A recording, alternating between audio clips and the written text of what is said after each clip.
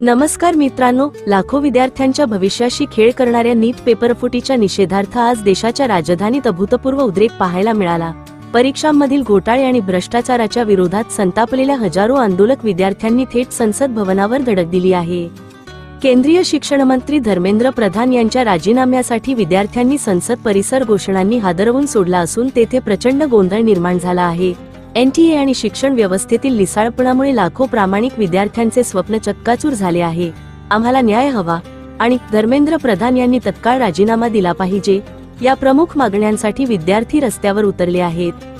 परिस्थिती चिघळू नये म्हणून संसद भवन परिसरात अफाट पोलीस बंदोबस्त तैनात करण्यात आला असून संपूर्ण परिसराला छावणीचे स्वरूप आले आहे।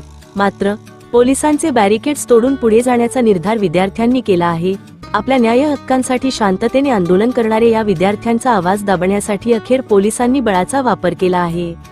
आंदोलक मागे हटत नसल्याचे पाहून पोलिसांनी थेट लाठीचार्ज सुरू केला, तसेच जमावाला पांगवण्यासाठी अश्रुधुराच्या नळकांड्या फोडल्या।